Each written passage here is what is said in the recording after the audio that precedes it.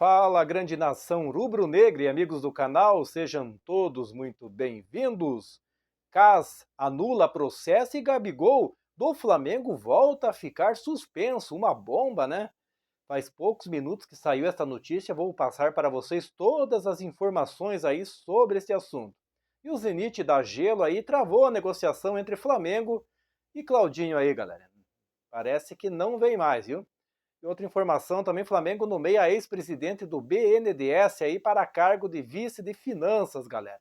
Vamos falar aí sobre esta nova contratação do departamento do Flamengo aí de futebol, né?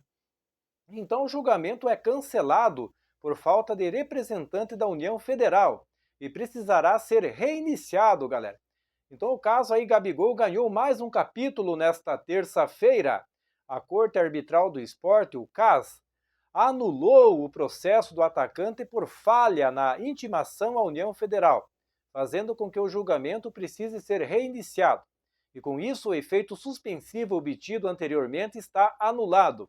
E o jogador volta a ficar suspenso até abril de 2025, galera. Isso mesmo, então em 25 de março, o atacante do Flamengo pegou 2 anos de suspensão aí por tentativa aí de fraude em exame antidoping em julgamento no Tribunal de Justiça Desportivo Antidopagem, né? Então, por previsão do regulamento, a previsão, né, de antidopagem, a pena começou a valer no dia 8 de abril de 2023, quando foi realizada a coleta do exame no CT. Ainda que o jogador estivesse em atividade no último ano, galera. Portanto, ele está impedido de jogar até abril de 2025. Pouco mais de um mês depois, em 30 de abril, a defesa do atleta conseguiu o efeito suspensivo no caso, né?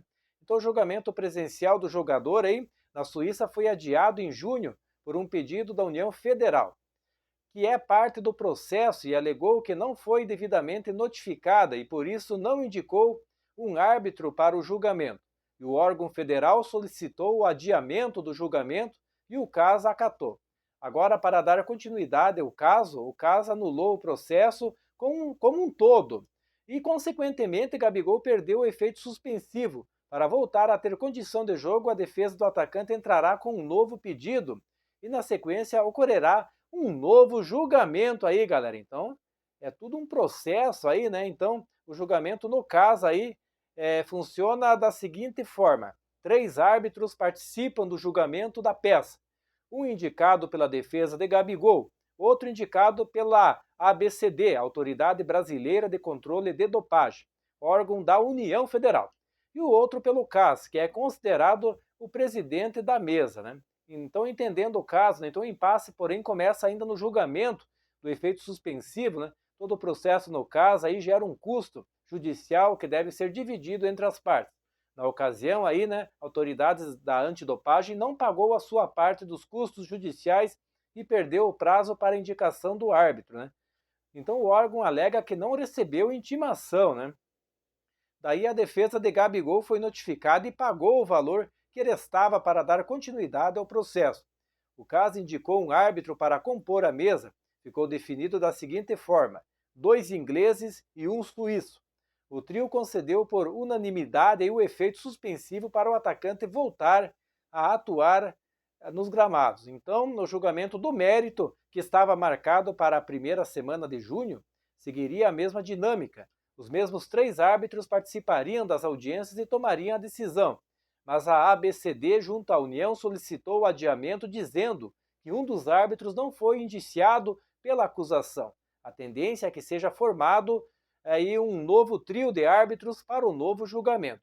E Gabigol optou aí por participar presencialmente da audiência em junho, e o adiamento frustrou o atleta e seus representantes. Durante a audiência, os árbitros iriam ouvir as partes, analisar provas e colher os depoimentos do atleta e das testemunhas. O depoimento de Gabigol é visto como crucial. Em casos de urgência, o CAS publica um resumo da decisão e anexa os fundamentos completos semanas depois, mas a defesa entendia que a decisão seria divulgada posteriormente, né? E Gabigol tem contrato com o Flamengo até dezembro deste ano e desperta interesse do Palmeiras. E na última quinta-feira, após a derrota para o Fortaleza, o jogador disse que deixará o Flamengo ao fim desta temporada. Então, em comum acordo, a gente conversou, decidiu esperar um pouquinho, como todos souberam, teve algumas negociações, como decidiu que vou embora em dezembro, voltei ao jogo, fiquei muito feliz em entrar hoje, pena que não foi com vitória, falou o Gabigol depois do jogo, né? Então vamos ver o que vai acontecer nesse julgamento, mas Gabigol já falou que vai sair do Flamengo, né? E a negociação para o Claudinho aí que se tornou uma novela aí novamente, o jogador aí que agrada ao Flamengo, já faz 3 anos que o Flamengo está em busca desse jogador, né? Sempre, nunca conseguiu, né? Mas o clube esbarra na dificuldade de negociar com os russos do Zenit. O que falta aí para concluir a contratação, que em um primeiro momento era vista com otimismo internamente, o que falta será então? Então o Claudinho aí voltou ao radar do Flamengo após os representantes oferecerem novamente o jogador, né? Então o clube recebeu a informação de que o Zenit estava disposto a negociar. Depois dos contatos iniciais com o Meia, o Flamengo iniciou as conversas. O diretor executivo Bruno Spindel, então, né, é quem toca diretamente a negociação para trazer o jogador de 27 anos, ciente que o Zenit gostaria de receber cerca de 19 milhões de euros para liberar. Então o Flamengo sentou à mesa aí com uma proposta de 16,5 milhões de euros. E foi assim que as negociações começaram, né? Então, após o Claudinho aí entrar em campo no último sábado na final da Supercopa da Rússia, o Flamengo ainda tinha a esperança de que após a partida as conversas fossem intensificadas, mas foi justamente quando os russos deram gelo para travar a negociação, né? Então, ainda discutindo o valor final, aí os clubes não entraram em acordo com a forma de pagamento. O Zenit aceita o parcelamento, mas em um fluxo menor de parcelas do que proposto pelo Flamengo. Então, no momento, a negociação não foi retomada, mas os cariocas não consideram que os russos recuaram, né? Que voltaram atrás. Então, internamente, aí, uma ala da diretoria segue confiante de que chegarão ao denominador comum, mas ainda há uma certa cética aí em relação ao final feliz dessa negociação. Então, há a expectativa aí de que as conversas aconteçam novamente quando o Zenit finalizar a contratação de um jogador para substituir o Claudinho. Este é o impasse do momento. E o Flamengo adotou paciência nessa negociação para saber a dificuldade da transação com os russos, né?